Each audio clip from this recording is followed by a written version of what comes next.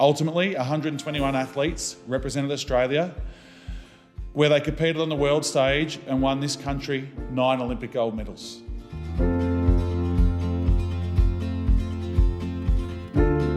I give the call to the member for Hunter. Thank you, Deputy Speaker. Yesterday was a very important day in the Olympic history of our nation. 45 years later, the team that represented our country at the 1980 Olympic Games in Moscow has been properly recognised, finally. The Prime Minister welcomed them into the Parliament to officially give them the recognition they all deserve. We honoured their contributions, celebrated their athletic achievements and, importantly, recognised their pain. Representing Australia on the world stage is one of the greatest honours. I was lucky enough to represent Australia at 5 Olympic Games. And each time I was representing a country that was proud to be sending us off and cheering us on. The athletes were celebrated, and so too were their achievements. I completed with a feeling that Australia was behind me. But this wasn't the case for the 1980 Olympians. Following the Soviet invasion of Afghanistan, the Australian government followed other nations, including the US, and publicly pressured the Australian Olympic Federation and our athletes to boycott the Moscow Olympic Games. Despite months of intense political and media pressure, the Australian Olympic Federation remained defiant and sent the team. What a great decision that was. The politics of the time should not take away from the achievements of these athletes. Regardless of what's happening politically, it does not change the fact that these athletes of the 1980 Australian Olympic team had put the work in to get to the highest stage of their sporting careers. They had dedicated their lives towards their sport and achieved the ultimate goal of every athlete, representing our country on the Olympic stage.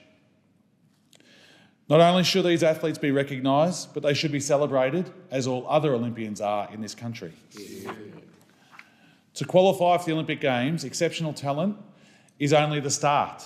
It requires so much more than that. To perform at the level you need grit, you need character, you need courage, you need focus, years of hard work, absolute dedication and sacrifices from family, friends and loved ones.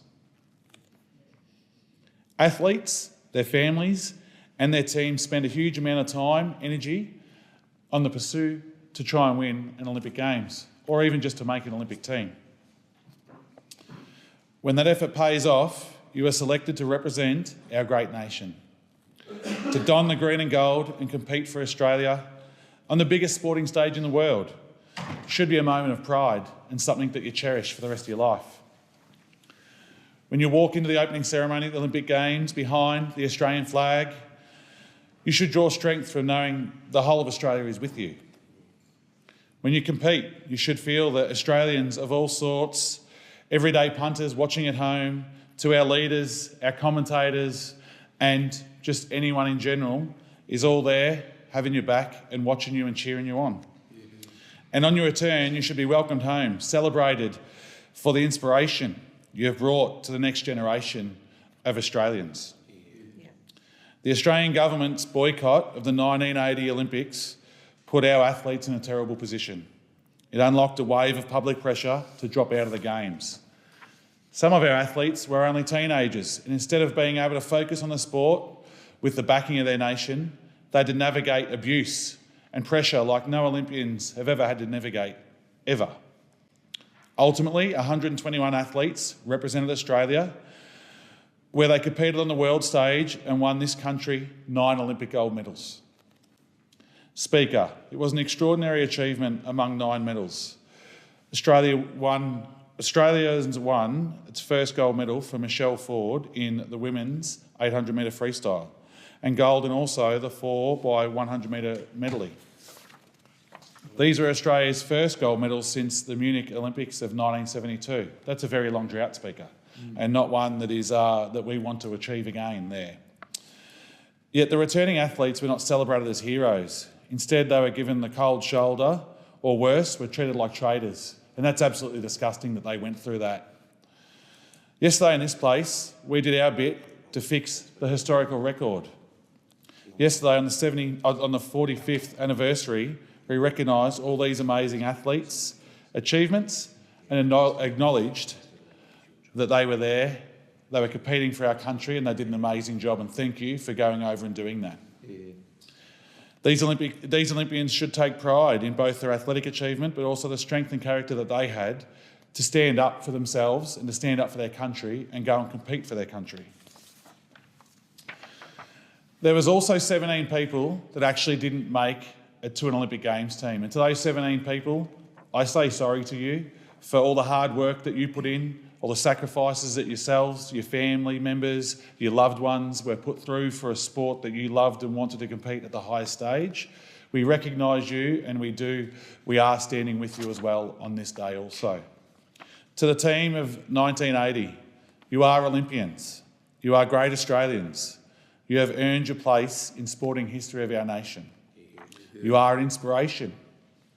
And 45 years later, we honour and welcome you home. Thank you for your strength, thank you for your courage, and thank you for your Olympic spirit.